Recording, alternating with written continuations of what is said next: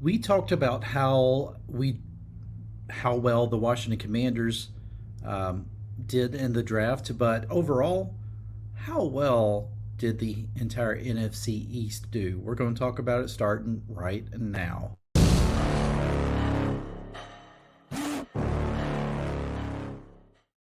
And welcome back to another video here on the Washington Football Maniacs channel. My name is Greg. I'm your host. Welcome to this channel. This is dedicated to news and commentary for the Washington Commanders. If you're down with that, please make sure you subscribe to this channel.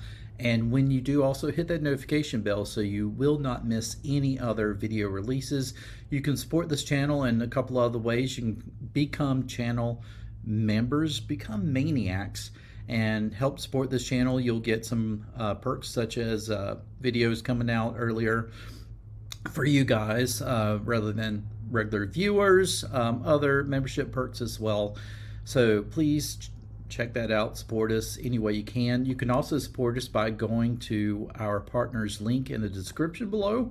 It's Mint Mobile. If you want to save a lot on your wireless cell phone bill, you should check them out here. Have you ever thought to yourself, why in the is my wireless cell phone bill so high? What are you paying all of that money for? Well, at Mint Mobile, you can get all of those features for a fraction of the cost.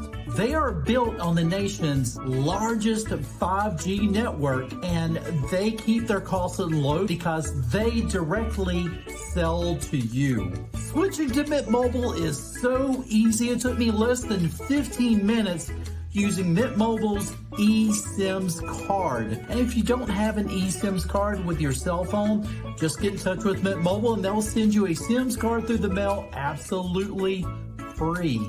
Big Wireless wants you to think that they are the only game in town, but let's send them packing. Switch to Mint Mobile today. Go to our link down at the bottom in the description. Try mintmobile.com/maniacs to get started today. And get this special offer for new customers.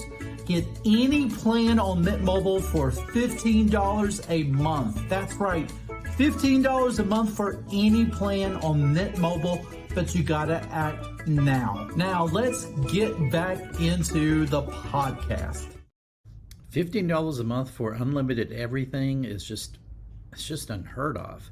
So you want to save money, please go to the link, see if it's right for you. And with that said, the NFC East draft grades. So, Brandon and I did our draft grades for the Washington Commanders, and overall I think it was one of those deals where it's B to C plus, and with the potential of being becoming more of an A depending on how these guys work out, because a lot of these picks seem like they were more of a future pick rather than this is an immediate need that we need right now. And I think a lot of times, honestly, that's probably the better way of looking at the draft. But if we look at the NFC East as a whole, because the thing is, you're going to want to make sure that you really want to make sure that you're drafting as good as you possibly can, because these other guys are going to draft as good as they possibly can. And it always seems like when you're looking at your NFC East foes, you're like, oh man, they did so much better than us. It's like, why couldn't we do this? And it happens all the time. And so we're looking at the Dallas Cowboys, for instance. They got the offensive tackle that I thought we should have gotten. I'm kind of surprised we couldn't trade back up to get Tyler Guyton, but the Cowboys drafted him late in the first round. They really went mostly offensive line and defense, defensive line, the defensive backfield linebacker. They kind of hit a little bit of everything for the defense. They picked up a wide receiver. But overall, because of that move for Tyler Guyton, and the Cowboys actually traded down to pick up some more draft picks, they, right now, the NFL is giving him an A minus. Very good draft grade for the Dallas Cowboys. So let's scroll on through until we get to another NFC East team real quick. So, I mean, a lot of us will be upset because we're like, well, look, the Dallas Cowboys were able to get their offensive tackle. Why couldn't we? Well, again, remember, they did draft that guy in the first round. Washington tried their best to move back into the first round, but there was just no bites. Another A minus for an NFC East foe, Philadelphia Eagles. They drafted a quarterback. A dime back, and Quentin Mitchell. Very good pickup for the Philadelphia Eagles. Another defensive backfield guy in Cooper DeJean. Linebackers, running backs, wide receivers. This one I was really jealous of. Jeremiah Trotter Jr. And a lot of people had mocked him to go to the Philadelphia Eagles. And sure enough, he's a Philadelphia Eagle. So, they're really looking at the linebacker position quite a bit. A couple of guys on the offensive line. So overall, an A minus for the Philadelphia Eagles. Now, do I agree with these moves? Yeah, I mean, overall, honestly, you look at the Philadelphia Eagles draft, I would agree with the A minus. I think they had a very good draft. Day two, rated at B plus, but overall, it's a very good draft for the Philadelphia Eagles. I tell you how he rose. I don't know how he's able to, pick up the guys that he picks up in free agency and then has a draft like this. I mean, it's outstanding. And I hate it. I hate it. So we looked at Dallas. We looked at Philadelphia. I think we skipped the Giants. I'm trying to find the Giants in here. Here we go. So the Giants, overall, they rate them as a B+. They picked up Malik Neighbors, who was, of course, Jaden Daniels' favorite target in college, number 6 overall. Went back and really looked at the defensive backfield and Tyler Nubin at safety, Andrew Phillips at corner. And then they went and picked up a tight end, Theo Johnson, a running back, Tyrone Tracy, and then ended it in a linebacker pick. So, B+ altogether. Certainly that first pick was an A+. I mean, Malik Neighbors, man, he's definitely going to ball. He's a dog, but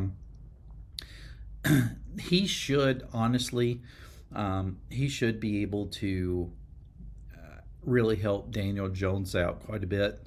At least Jones has a target that he feels like is going to be dependable. So, that could be dangerous overall. Yeah, nothing that stands out to me as in this really scares me for the New York Giants. And B+, B. I think Malik Neighbors overall a great pick. It says Johnson would be an excellent 4th round pick if he can fully translate his athleticism to the field. Tracy is an offensive weapon in the making, whether at running back or receiver. So, and of course, losing Saquon Barkley, the Giants are going to have to be able to rebuild their backfield behind Daniel Jones. But yeah, overall, nothing that really scares me with the Giants. I really think Philadelphia had the best draft out of everybody, and even us. I was kind of hard on us in terms of the grade that I gave us. I wasn't quite as well, and the funny thing is, Brandon actually wasn't as thrilled. Yeah, I felt like he was going to give the draft a worse grade, actually. than what I was going to give them. I'm kind of right there with them. Nothing with us necessarily wows me right now, but I think it's because that there's going to be some moves that are going to prove to be extremely great picks a year or two down the road, which is going to elevate the draft grade for the 2024 season. So that's why I said by the time you get to maybe like 2027, you go and you look back at this draft, you're going to be like, oh yeah, I understand the vision now. This was definitely an A+ draft for the Washington Commanders. So, but right now it's kind of hard to see it because there was some needs, especially one need, offensive tackle. We don't feel like we really filled that position. There's a lot of question marks for the offensive line. We don't know how this offensive line is going to be. It's kind of funny because people are like, that offensive line is horrible. The one last year was. We don't know how this offensive line is going to be because there are some new players, except for the right side. There's new players all across the board. So we don't know how this offensive line is going to play. We hope that they work out, but who knows? Who knows? But overall, I think the NFC East drafted really well. I don't see any drafts that I'm looking at like, yeah, this was just a total train wreck of a draft.